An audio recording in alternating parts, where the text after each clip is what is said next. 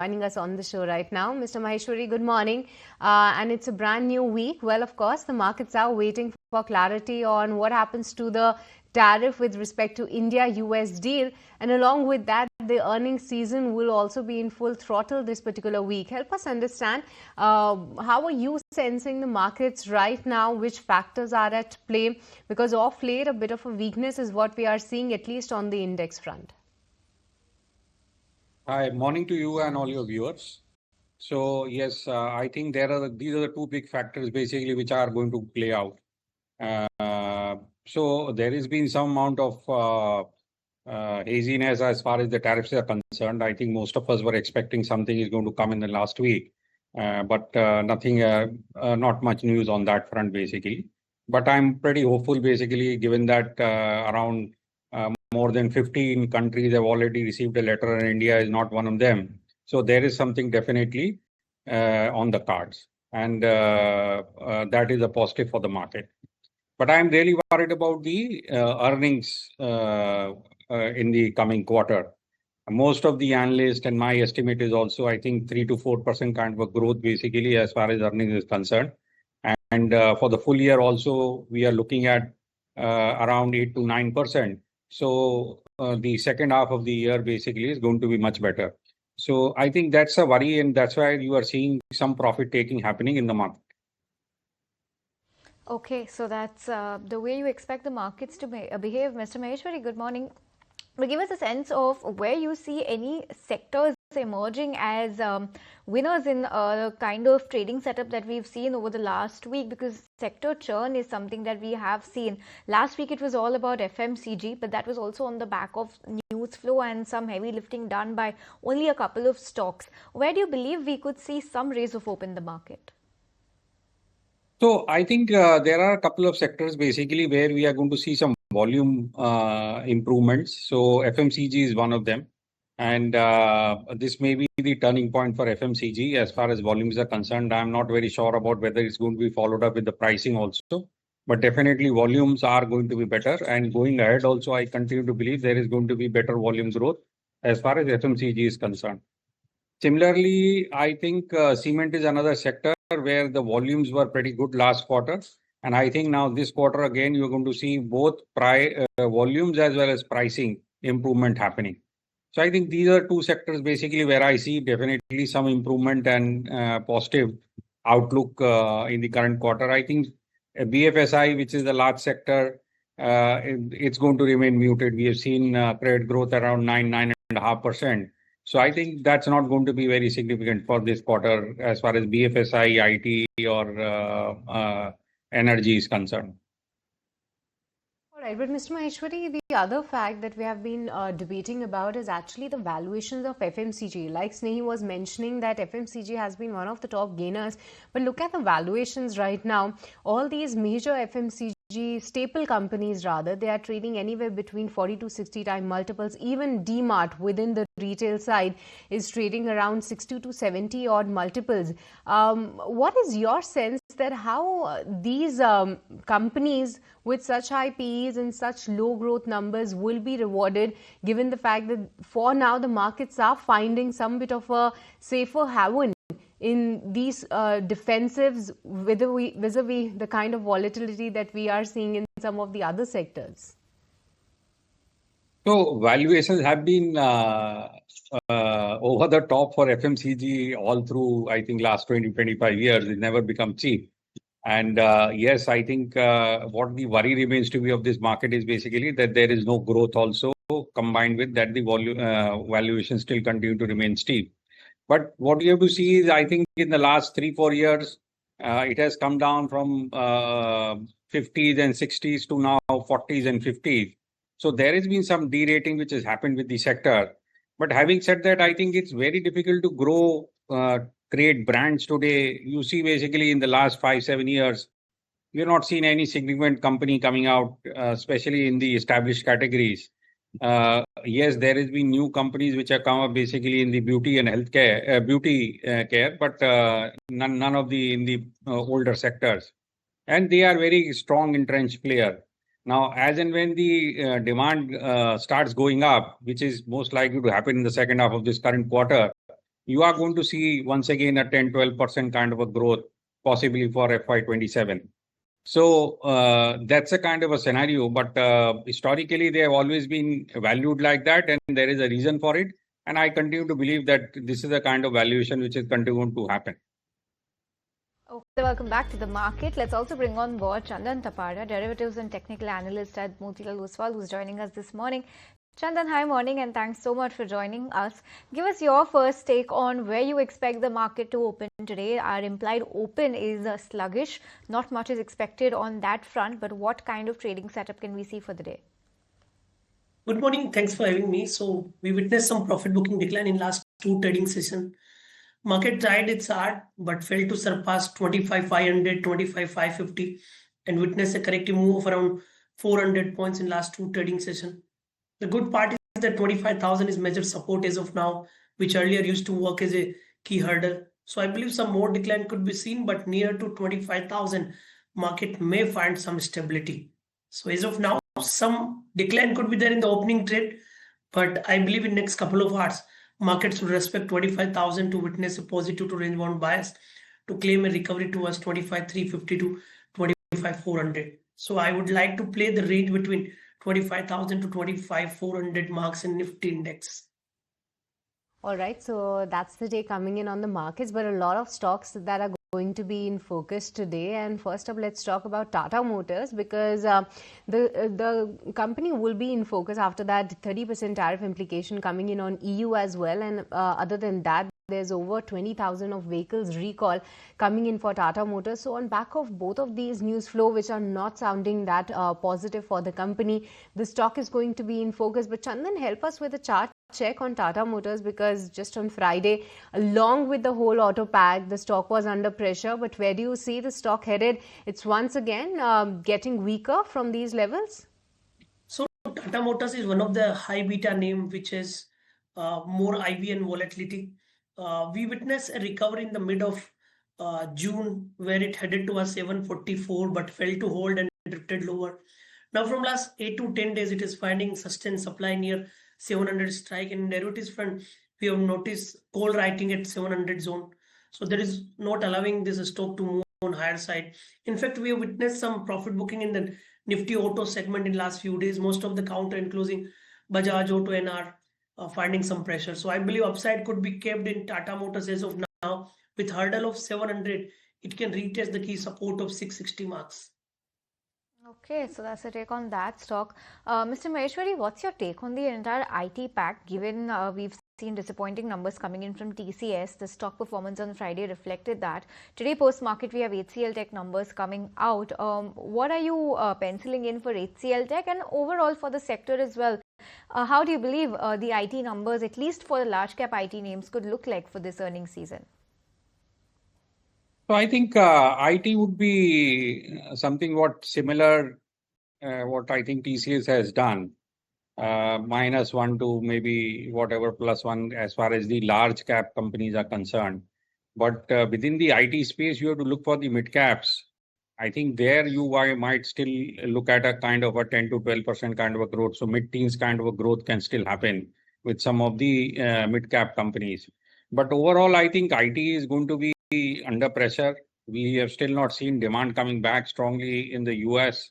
Until this tariff things get out of the way, I don't think so there is going to be a fresh commitment of any capex across the world. So I think we have to wait for a couple of more quarters, or at least for one more quarter, before we are going to start seeing some demand coming back. So I think second quarter also is going to be sort of a washout only for IT.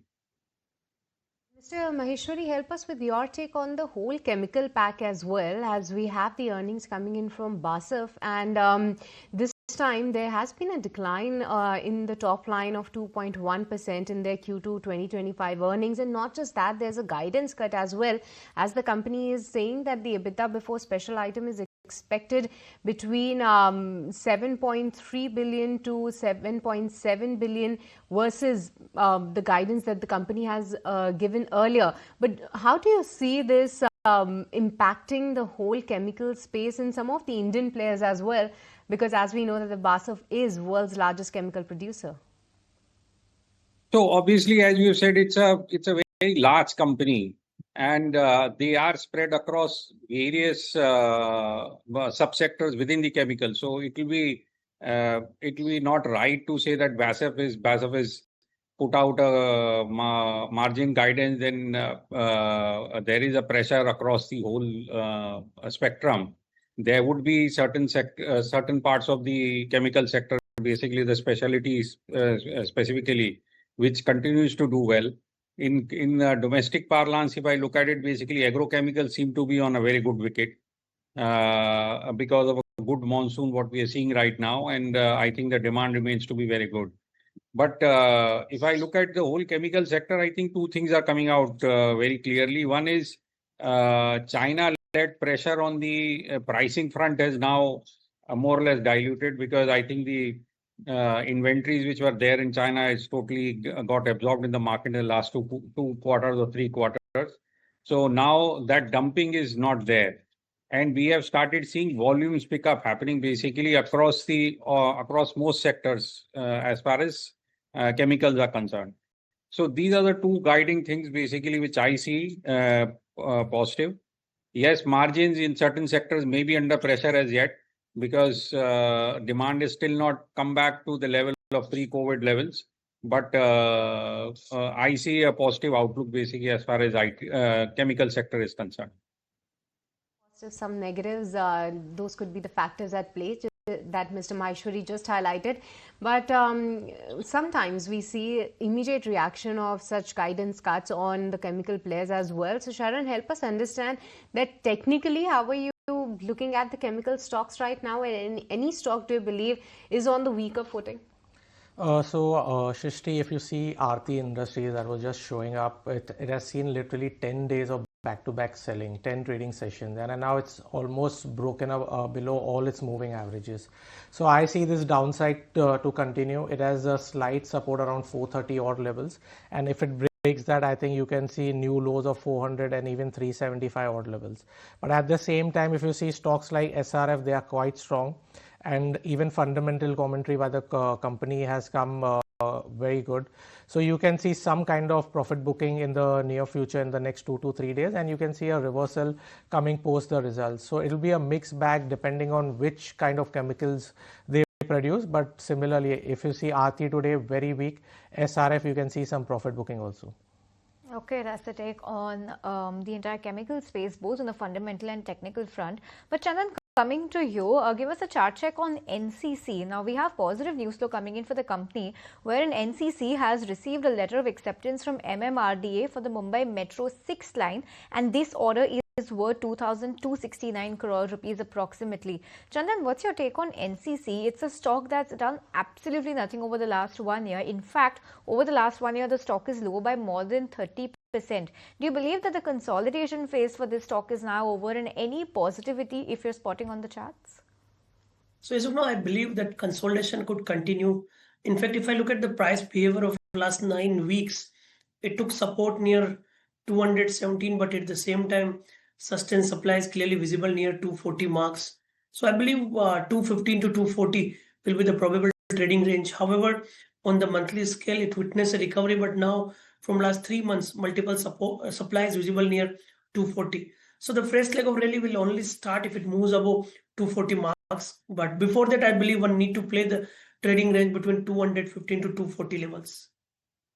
All right, that's the take coming in on NCC. But within the pharma space, all eyes will be on Divi's Lab today, because as we know that with respect to Novartis, one of those blockbuster drug Entresto, the case has been going on in the court for quite some time now, and for now we have seen favorable outcomes, but in the U-turn this time, Novartis has actually lost the bid to block US Entresto generic entry, and the latest of all could actually be coming in from MSN Pharma through 2026, and that could be a little bit of hit for Divi's Lab, because do remember Divi's Lab is actually the key supplier for Novartis, and for the fact that Novartis was actually holding its strong position with respect to this particular drug in the market, Divi's Lab was in a favorable spot. But let's see how the stock reacts today. But Chandan, any chart check on Divi's Lab, do you believe that the stock can resurrect lower to that 6,500 odd levels? On how do you see the positioning as well? So the Glenmark and Divis are only two counters apart, which are holding well in this market scenario. Looking at the Divis Lab, the stock has been consolidating at the higher band of the trading range, but sustained buying interest have noticed in last couple of weeks. In fact, in last 4 days, we have witnessed a corrective move from 7,070 to 6,800 marks. But I believe that could be bought. As of now, with support of 6,600, we can again see an up move towards 7,050, 7,100 levels.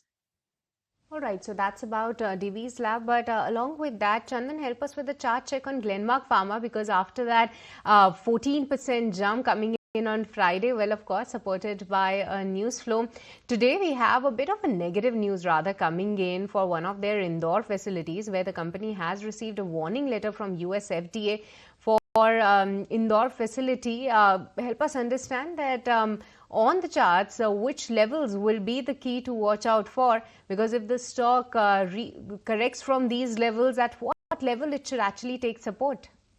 So Glenmark rallied well in last 3 months from 1350 to 2284 marks. It rallied well by more than 20% in the last week, and now risk reward ratio might not favor. However, trend of the counter is positive. So I believe because of any volatility, if declines happen, that can be utilized as a buying opportunity. As of now, 2070 or 2080 zone could provide a key support. So any decline towards 2070-80 can be bought for an again upside move towards 2250 in the counter. Okay, so that's the chart check to open, and this Monday morning seems to be one of yet again those somber days coming in for the markets. Not much action expected on the index front, but indeed a lot of stock specific action is what we are looking forward to. But Nischal, amidst this one pack which is showing a bit of a resilience is actually the metal pack. Help us understand that how do you see the factors at play for the metal counters? Because on the precious metal side, we have been tracking the news flow and the moves there, but they have a different set of news flow and factors at play. But on the base commodity, Nischal, what is your own sense that given this, where are we headed with respect to trade and with the safeguard duty back home in India? Do you believe that may be a good time for metals in store?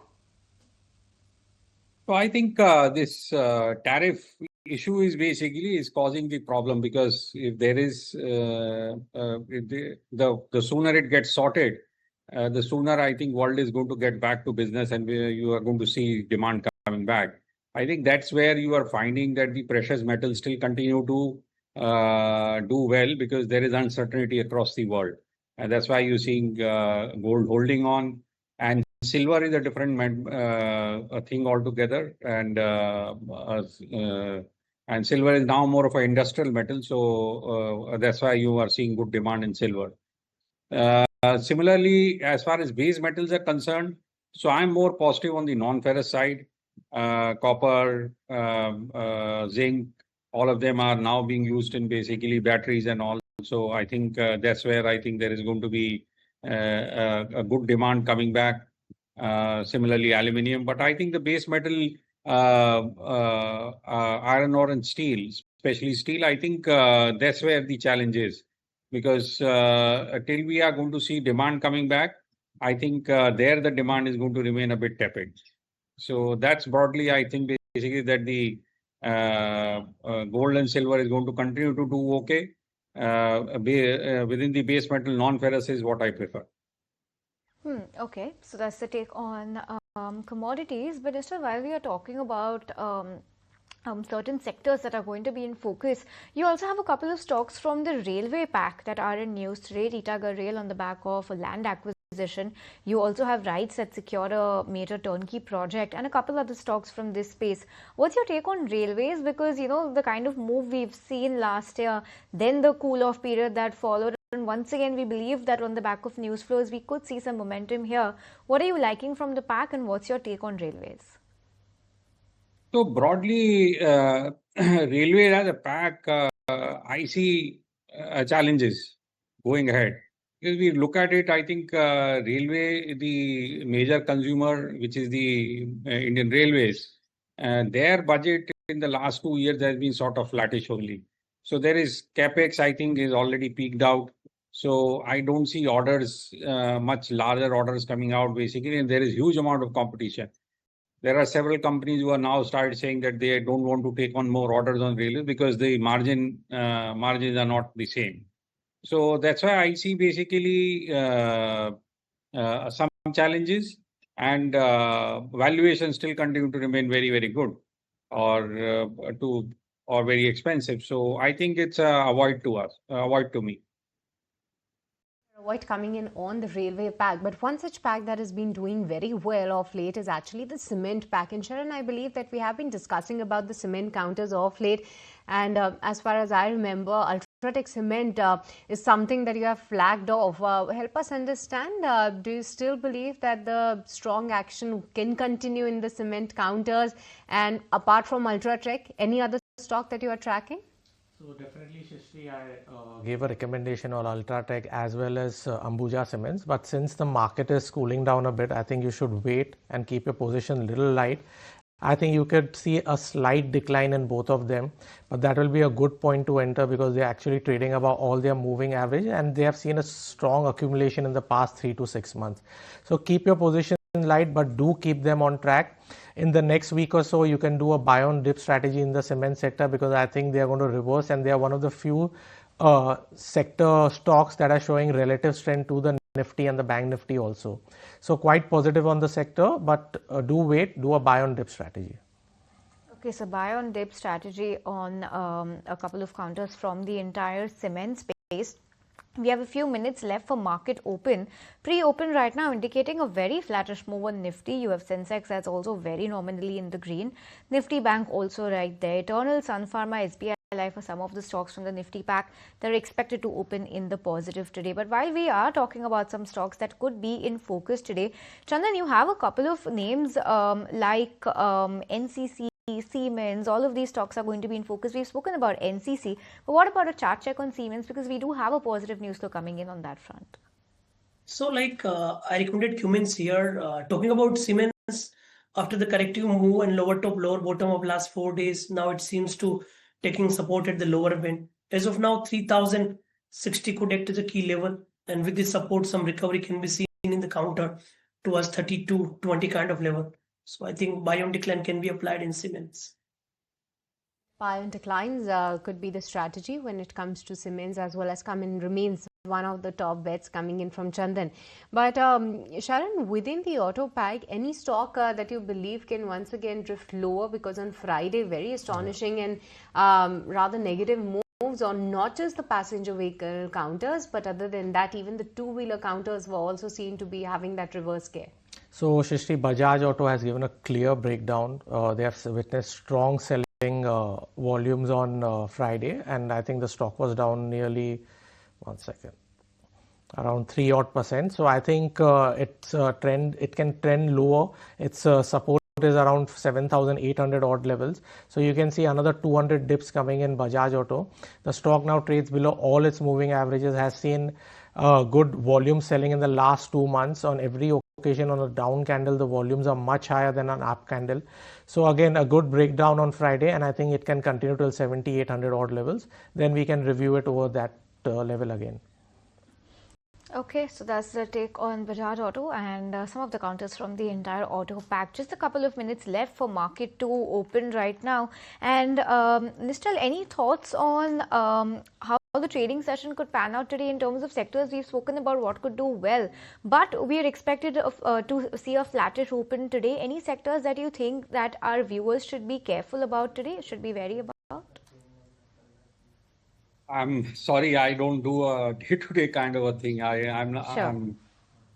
Sure, no problem. Just if I could rephrase my question, because of the kind of sector churn that we've seen, any sector you believe has done well recently and now for the next couple of weeks could do slightly okay?